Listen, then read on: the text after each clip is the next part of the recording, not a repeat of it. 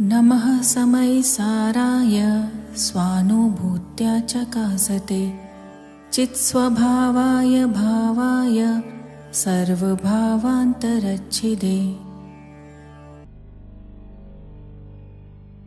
I bow to the purest soul, absolutely free from the karmic matter, whose attribute is consciousness, that can only be known and revealed by the self to the self. That is all-knowing, which means it knows all the living and non-living substances of the universe at once, in their totality. I bow to the Absolute Soul, to the God Soul.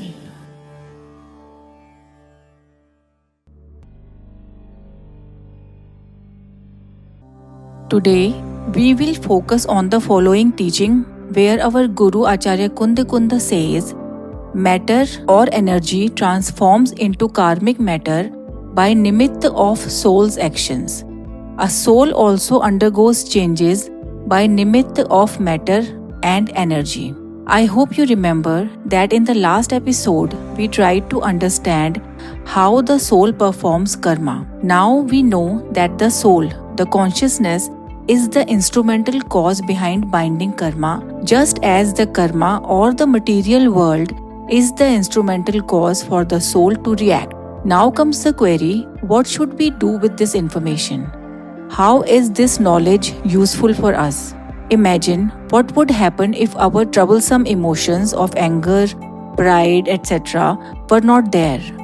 Picture a scenario where one has evolved enough to let go of the occurrence of a glass being broken by the house help in front of one because one knows that his peace of mind is far more important than the expression of anger. What do you think would happen next? One may be surprised to note that even the house help will notice this change for good. She will not only be more careful in the future, but she will also respect her employer more. This will create a loop of positivity for both of them and in turn for the people around them. This is exactly where the teachings of soul science come in to give us peace and show us the right path. Let us take an even worse life situation, one's disease. Again, envision a scenario where you have been diagnosed with an infection, to get rid of which you have to undergo surgery. You are quite disappointed because you never thought something like this would happen, as you have other life plans. Now, you have two options. One, to resist and go against the doctor's diagnosis, which turns out to be right even after a second opinion. And two, to accept the situation peacefully. Consider the scenario where surgery is an inevitable reality. The crucial difference lies in how we choose to confront it. By gradually cultivating an understanding and preparing ourselves for the surgery, we initiate a transformative process. In this example, the catalyst for our evolution is the acceptance that emanates directly from our soul, a powerful force that can guide us through life's challenges.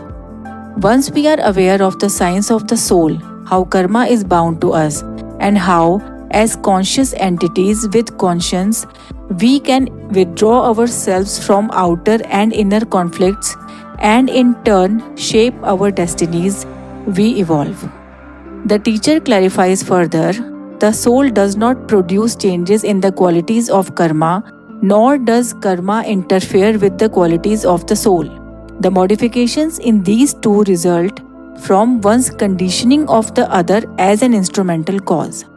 For this very reason, the self is the substantial cause of its own modifications, be they pure or impure. But it is not the substantial cause of any modifications of the karmic matter. Isn't it interesting?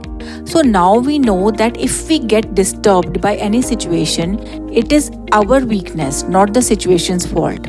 The other way around is, if we are wise enough to deal with an adverse situation calmly, it is our quality, not the situation's. Once we understand the essence of these teachings, we learn to differentiate between the soul and the karmic matter. In the example of a severe health issue, now we know that the disease is material. It will affect our body, which is material too, whereas the soul is immaterial and cannot be harmed by any means. However, because of its psychic dispositions of fear and anxiety caused by the disease, the soul creates further causes for itself. And it is its psychic dispositions on which the soul is supposed to work internally. We should go to the doctor and do whatever is necessary to fix the disease, but that is only for the outer reasons.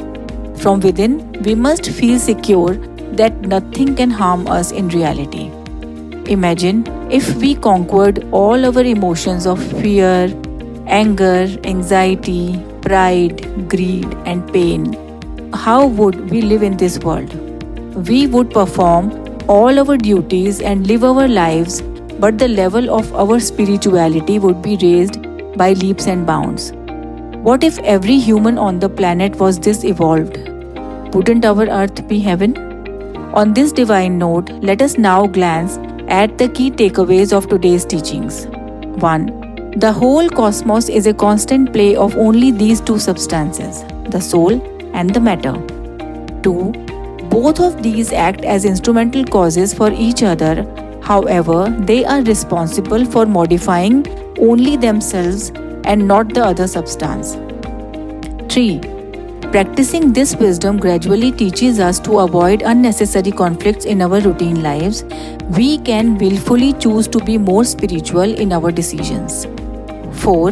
We now know that harmful karma can only harm the karma itself, and even joyous karma benefits the karma only. The soul is beyond sorrow and joy. We have now reached the last segment of today's teachings, meditation.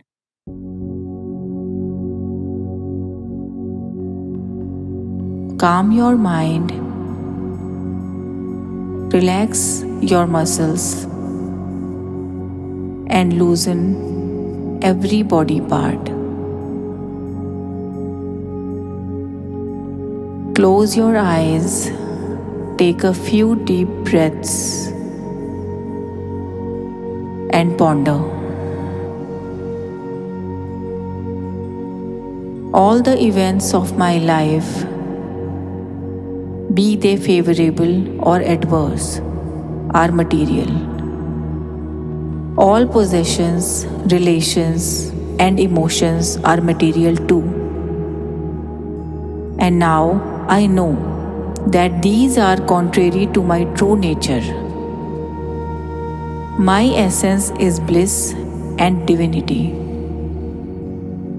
I am the absolute knowledge that knows everything that happens within and without me.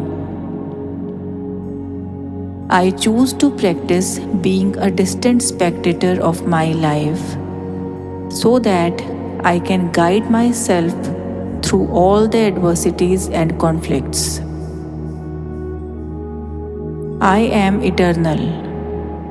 No one can harm me by any means. I am the worldly soul on its way to becoming the God soul. All souls around me are worldly souls on their respective journeys to becoming God souls. This is our ultimate goal. I choose to live life with this wisdom.